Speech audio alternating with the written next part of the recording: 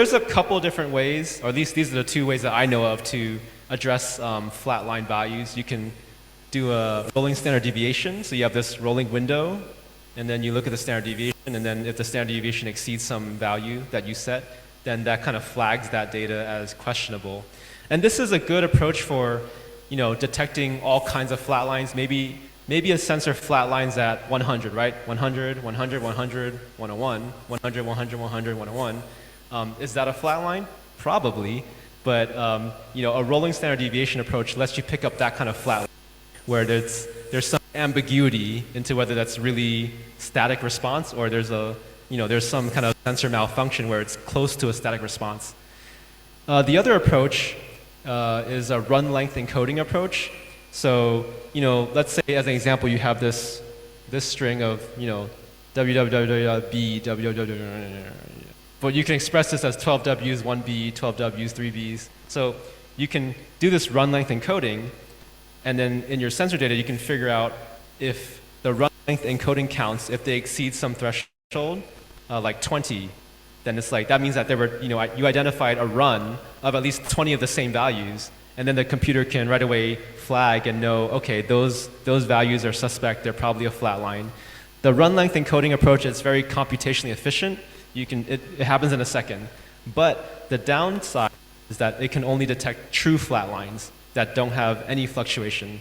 So, if the flatline event is 100 micrograms per meter cube, 100, 100, 101, 100, 100, 100, 101, 99, 100, 100, 101, like the run length encoding is not going to pick that up because you had some values that were different. If you had a true flatline event of just straight 100s, that approach would pick it up. Okay, and then outlier identification. So outliers, these are values that are very far from most of the data, and there's actually no real definition for an outlier. There are many techniques to identify potential outliers, but ultimately this is a subjective exercise. And there's also the pollution, what I call the pollution event dilemma. So you might have something like this, like a spike in the data, right? So are those outlier points, or is that actually an air pollution event? In some cases, it's probably more obvious. If it was like this, in a single point, and then like that, that's probably an outlier. But when you have something like this, as that spike gets more and more broad, it then goes into the territory of that was a real air pollution event. That's a real one, by the way. Okay, so types of outliers, we've got global outliers. So these are data points that are significantly different from the entirety of the data set. I know I'm out of time, I'm sorry. You have contextual outliers. These are data points that are significantly different in certain contexts. And then you have collective outliers. These are groups of data that are very different from the rest of the data set. And then there's also different methods that you can try to detect outliers. There are statistical techniques, and then proximity-based techniques. And I'm only going to go over a very limited set of these that I think might be useful to you. So the simplest way is by capping. You just arbitrarily set a value, like for example, if it was ozone, if I know that in Los Angeles the highest ozone ever recorded was 680 parts per billion in 1955. That's true. So if I had an ozone monitor, I could say arbitrarily I'm going to cap anything above 700 because I know there's never been an ozone reading above 700. So that's one way to do it, but again, this is kind of a dangerous approach because you may not actually know where your cap should be. You can also try to remove outliers by trimming, but this is also a little bit arbitrary, right? You're going to say anything above some percentile and anything below some percentile is an outlier. And common choices are removing below the first percentile and above the 99th percentile, or below the 5th percentile and above the 95th percentile. I think this approach is probably most appropriate for like regional monitoring, where you want to make sure that you don't capture any extreme values. You run the risk of eliminating true air pollution events when you do these trimming approaches. There's also by interquartile range or two-key method, where you look at the different the quartiles, and then you do that and stuff like that. But anyways. This approach assumes a normally distributed data. And in environmental data, like air pollution data, It's actually often not normally distributed. It's often log normally distributed. So usually the distribution of air pollution measurements you'll get will be something like this with a long tail. So that's like a log normal distribution. So if you do this kind of method, you want to make sure you log transform it back to get it to a normal distribution, and then do these kinds of approaches. And then there's a z-score method where you set some number of standard deviations away from the mean, and then you'll say anything outside this number of standard deviations, you'll say that's an outlier. Again, this assumes normally distributed data. So typically, air pollution data is log normal, and you want to log transform it before you do this approach. Another popular approach is using a Hampel filter.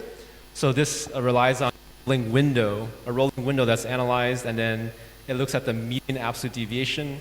And this is useful for detecting time series outliers in a time series. And it can even pick up outliers within an air pollution event. So let's say you had a spike, right? But perhaps within that spike, you had something in that spike. So the Hampel filter is good for picking up outliers within an event and helps avoid this pollution event dilemma of whether or not that was a true outlier or a real event. And it doesn't require assumptions of distribution of the data, but it is computationally pretty expensive.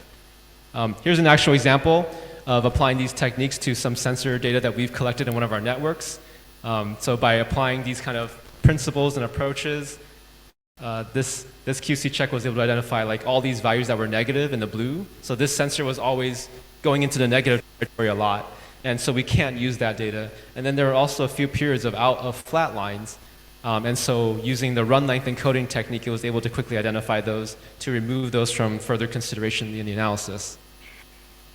Okay, so in summary, sensors, they have a lot of potential to collect air quality at low capital cost. And they're great at filling in the spatial gaps between regulatory air monitors and providing air quality information in very remote areas. But you have to be very careful because sensor data quality is questionable and there should be many precautions taken in their application. I think the most important part is actually planning. Planning is super important to ensure that the sensor data that you collect is actually going to be appropriate in the end to answering the question that you are posing.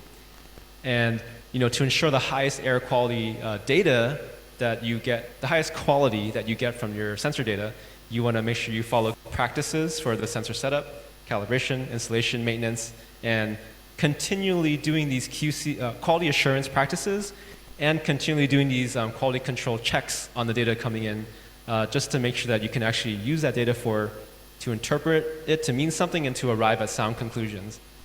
And with that, I'd like to just thank some folks. That's our program's website, aqmd.gov/aq-spec. We also have some emails you can use to contact us. I'd also like to thank Columbia University and U.S. Department of State for hosting this and allowing me the opportunity to speak to you all about this. And at the table, I've got some nice little materials that you can take. All right, thank you.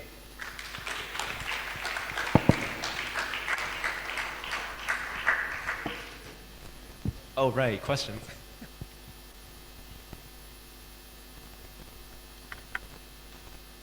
Okay, I see that gentleman back there.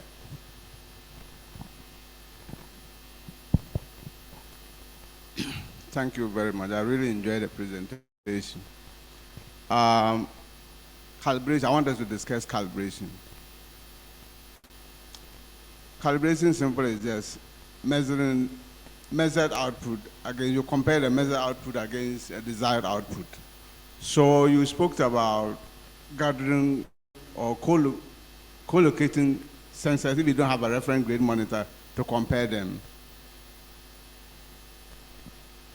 Doing that in an enclosed place and then an outdoor place, which one do you think will be better? Because I thought that co-locating low-grade monitors that you don't have reference grade monitor to compare, in an enclosed position, there are certain activities that you need to consider. One, the position of all these sensors where they are facing, and then you try to regulate how often people enter these rooms and you have windows closed. That would be better than grouping them outside and then trying to say you are co-locating them. Because in Africa, we are having problem with regulatory monitors. So some of these practical issues that can help with calibration should really be discussed further. I think we need further elaborating on if you see that you can group them together and then look at the data, and then that will help you to try eliminate those that are we reading bad. I think doing that in an enclosed environment will be better than an outdoor. What do you think? Okay, I hope I can understand the question was, is it better to do the co-locations in an enclosed environment versus outdoors? Yes, if you don't have a reference monitor. Uh-huh. Yes, that's the question. Okay, so if you don't have a reference monitor, probably your next best choice is to choose one of the sensors as like a golden sensor to adjust all the other sensors to. And I would say that in that case, you probably still want to do your co-location outdoors to get the complex atmosphere to do this correction. When you say if we should do it in an enclosure, are we talking about an enclosure that has like vents? In a room that you can really monitor the air that gets in. Oh, like in an indoor room? Yes, please.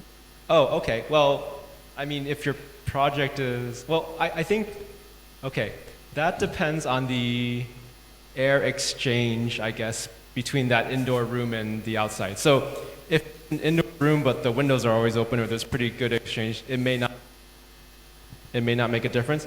But I would say generally in an indoor space, you're probably going to have lower concentration of most pollution. And also can you work? Okay. And also in an indoor calibration setting, probably the range of pollution concentrations that you'll experience in that indoor calibration won't be very high, so it won't be good for calibration. So generally, you should try to do this as an outdoor kind of calibration. I hope I answered all that. Okay. Hello, thank you very much for the presentation. I want to touch base on the path to local sensing development. Since you've done a lot of assessment and testing on a lot of the sensors, what would be your recommendation to say that we've tested these bunch of sensors? You know, plant tower is a common one we know, but for agencies or institutions looking into building locally sourced ones, which of these sensors have you seen probably has a longer lifespan or better output compared to the others? I know I'm trying to put you in a very hard corner, but then it would help in terms of, you know, producing low-cost sensors that are quite good with the data. Yeah, I knew I would get this question because we always get this question, right? So our official stance is that, you know, the AQ Spec program, we cannot make a recommendation of any particular product. We don't rate them, we don't grade them, we don't certify them. It's just we post results on our website, and then you can review the reports and review the results yourself, but it's ultimately up to you, the user, to make that judgment. It can get us into a lot of trouble when we start trying to make these judgments for people, and it gets a lot of sensor manufacturers angry at us. Maybe in the future, there might be some hope of getting towards sensor certification, standards of performance, so that some kind of authority can issue these ratings or issue these certifications, but we're not there yet. But it is something that's being worked on. I know that is the most popular request and probably the most useful thing that we could offer, right, to the public, to users, and to sensor manufacturers. Honestly, they want to be rated too. They want a certification as well. But at the current moment, we don't rate or certify. We can only provide you the results, and then you have to judge that for yourself, which one is the best. Sorry about that.